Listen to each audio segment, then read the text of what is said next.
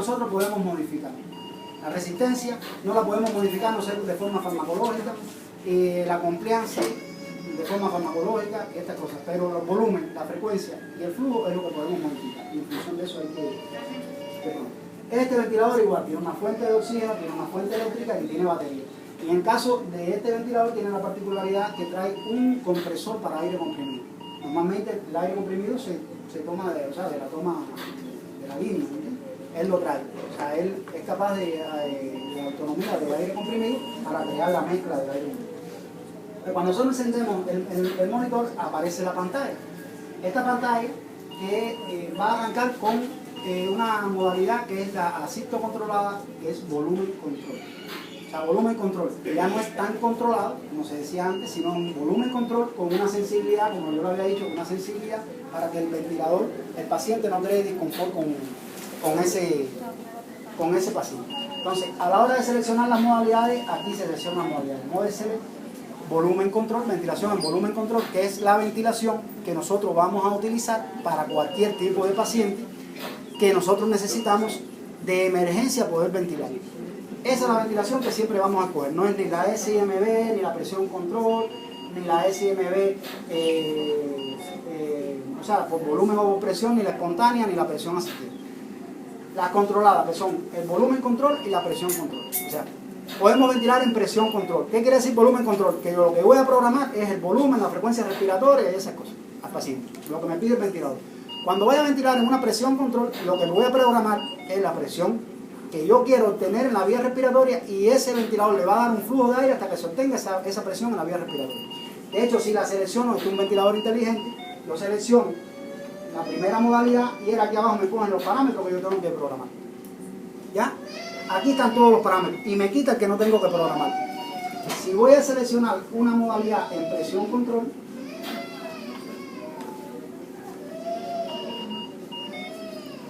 es en presión control, o sea, eso se selecciona por acá y se acepta. Entonces ya la presión control que me pone una frecuencia, un tiempo inspiratorio, una presión de inspiración y la sensibilidad. ¿Qué quiere decir presión de inspiración?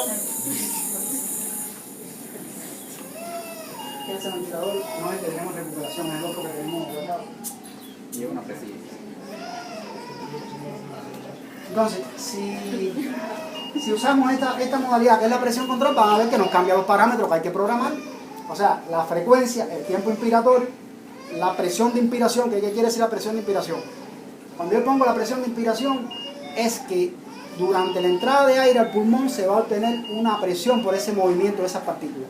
Cuando llegue a esta presión que ya yo le programé, él va a cortar el flujo de aire. ¿Ya? Ahora, ¿cuál es los inconvenientes que tiene esta modalidad? Que esta modalidad no da garantía de ventilación. ¿Por qué? Porque si tú tienes un paciente asmático con un aumento de las presiones en la vía respiratoria, cuando nada más que usted empiece a entrar ese aire, llevar ese aire al pulmón, se crea un aumento de la resistencia. Y al crear ese aumento de resistencia, corta la entrada de aire. Entonces ese paciente va a hipoventilar. O sea, no va a darnos garantía. A diferencia del volumen control, que independientemente de la presión, va a llevar ese volumen. Claro, en otro momento, cuando no había los límites esos que nosotros le ponemos, él se lo llevaba y le explotaba el pulmón al paciente que tenía algún problema. Pero a nosotros ahora poderlo limitar, él se lo va a dar siempre y cuando el paciente lo acepte. Si no lo acepta, porque tiene un aumento de la vía respiratoria, o sea, la presión de la vía respiratoria, él corta la inspiración también y te avisa de que hay un problema. En cuanto, por ejemplo, a la frecuencia respiratoria, se le pone, siempre le pone un 2 en 2. Eso, o sea, optimiza lo que es la perfusión a nivel cerebral, en cualquier caso. Mira, eso es una ventilación, en el caso de la ventilación cerebral, eso tiene sus particularidades. De hecho, para el edema cerebral, la hiperventilación es una de las maniobras técnicas. Pero la frecuencia respiratoria, normalmente de forma, es lo que yo le digo, ya el monitoreo y la monitorización del paciente ha cambiado todos los criterios de ventilación. Usted puede llevar 8 de frecuencia y yo voy a llevar 2, y sin embargo tenemos los pulmones sanos. ¿Ya? Porque está en relación de la carnografía de ese paciente. Si usted, cuando yo lo ventilo, me está diciendo que su carnografía está bien con 8, esa es la que le digo, con un volumen adecuado. ¿Ya? Pero si me está diciendo que está alto, está bajo, yo tengo que tomar maniobras, subiendo la frecuencia o disminuyéndola, porque tengo que hacerle o un lavado, retardar el lavado alveolar del oxígeno y del CO2 o retardarlo o acelerarlo para lograr niveles de PCO2 adecuados. Por eso el PCO2 en los últimos años ya ha cogido mucho auge porque o sea, la saturación de oxígeno no es un método directo, pero la presión de CO2 sí es algo casi directo porque lo que hay es variabilidad entre el pulmón, lo que hay en la vía respiratoria y la sangre es de 1 o 2 centímetros de agua nada más. O sea, es muy pequeño la variabilidad. Entonces, nos ayuda a saber qué PCO2 hay. Y la PCO2 no es más que el reflejo de cómo se está desarrollando la ventilación. De hecho, porque pensemos que un paciente tiene una frecuencia respiratoria baja, no es que el paciente está hipoventilando. Esos son mal conceptos manejados. O sea, nosotros, porque tengamos un paciente con 8 de frecuencia, ese paciente no está hipoventilando. Está hipoventilando si su PCO2 está por encima de los límites normales. ¿Ya? Si la PCO2 baja por encima de los límites normales, está hiperventilando. Usted puede tener ahora 20 de frecuencia respiratoria y no estar hiperventilando. Estará polineico, pero no está ventilando. Por ejemplo, el canógrafo, esta máquina tiene canógrafo, ¿no? Este no tiene canógrafo, no, el canógrafo viene aparte. O sea, lo que es la medición de la oximetría y la canografía son monitores aparte. Ella lo que te da es lo que es la ventilación. O sea, las presiones, los volúmenes, toda la información sobre la ventilación y la gráfica. Porque el aparato tiene canógrafo y usted podría asociar lo que es frecuencia respiratoria y canografía. Claro, frecuencia respiratoria, porque la canografía se mueve no solo con la frecuencia respiratoria, sino también con el volumen corriente. Usted puede, si quiere bajar la canografía y la frecuencia respiratoria piensa que ya está en el límite, entonces usted trabaja con volumen corriente. Baja el volumen corriente, al hacer el lavado ese del aire alveolar, deja un nivel de CO2 ahí, si tiene la PCO2 baja, y ese CO2 vuelve a reinhalarse y vuelve a entrar en circulación. Si usted quiere hacer un lavado, usted entra una gran cantidad de ese volumen, lava ese CO2 y entonces permite manejar la canografía de ese punto de vista. No lo trae, pero sería ideal tenerlo en todos los lugares, la canografía, porque es quien nos dice a nosotros cómo se está desarrollando la ventilación. No la oxigenografía de la saturación, no. Es un signo indirecto, porque si tú tenías 100 no tienes por qué tener 90 a los 3 minutos. Por eso lo que decía, el pulsioxímetro es... Es indirecto, pero, claro. pero también te ayuda. La pulsioximetría, hay una cantidad de cosas que la varían. Incluso hasta para el dolor se está trabajando ya con la pulsioximetría. Cuando el paciente tiene dolor y todas las cosas, porque es una de las cosas que en anestesia no se ha podido lograr. Usted maneja el dolor en función de la hemodinámica del paciente, pero no lo maneja cuando el paciente realmente tiene dolor. Y hasta la oximetría se está trabajando. Entonces, aquí se selecciona la modalidad. Entonces, nosotros vamos a trabajar en estas dos modalidades, o volumen o presión. De preferencia, el volumen. Entonces, incluso vamos a cambiar, si escogemos una SIMB, que ya es una modalidad de recuperación, vamos a ver que nos da el volumen, la frecuencia, el tiempo respiratorio, la sensibilidad, la presión soporte. ¿Por qué? Porque la SIMB, que es una modalidad de recuperación, el paciente ya empieza a respirar. Entonces, el ventilador le va a dar una serie de respiraciones, pero no las 12 que le tocan.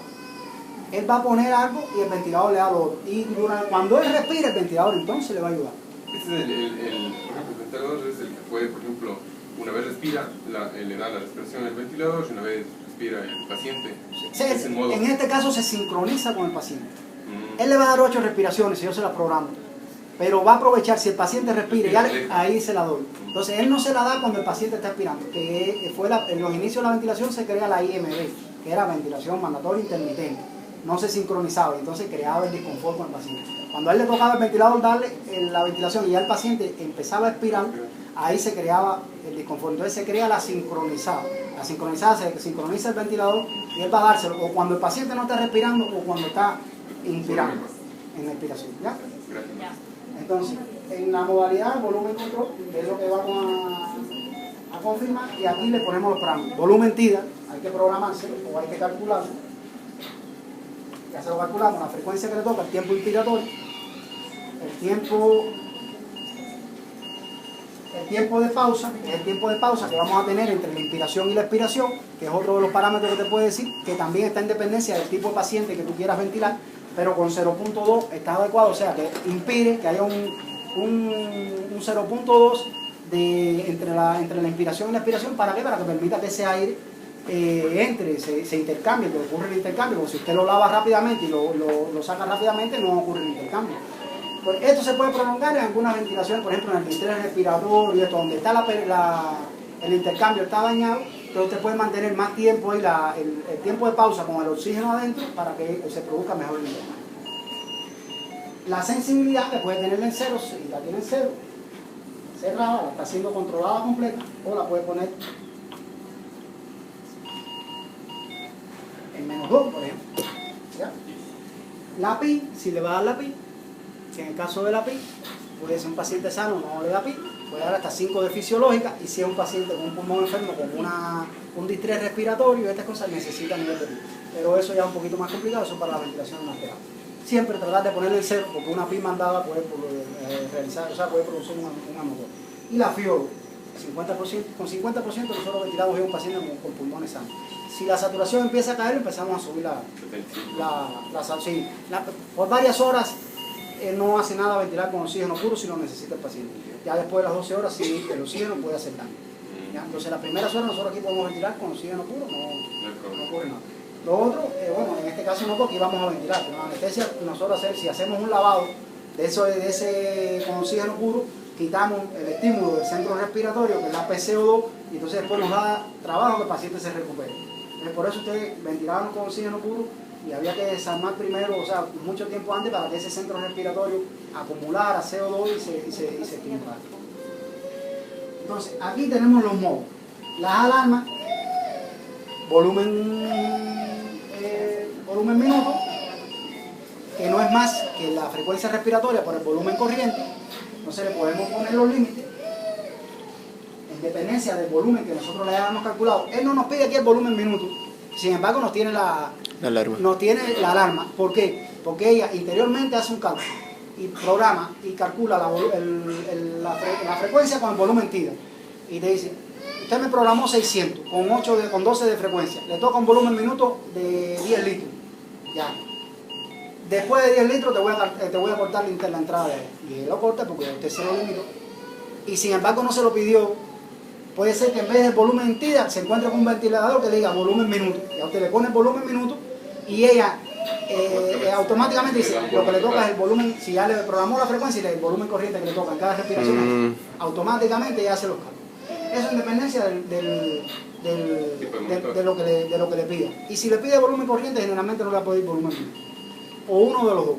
O volumen corriente con frecuencia respiratoria o volumen minuto con frecuencia respiratoria. Si le pide el volumen minuto, él le hace el cálculo del volumen corriente que le va a dar.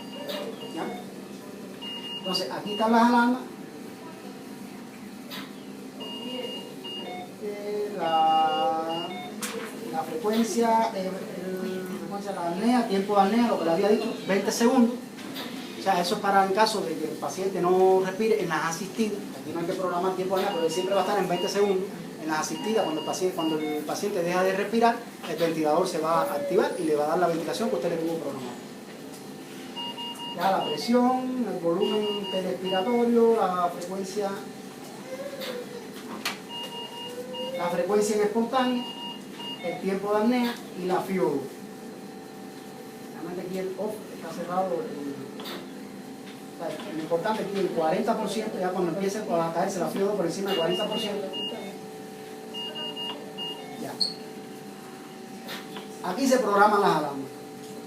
Aquí se mide la confianza.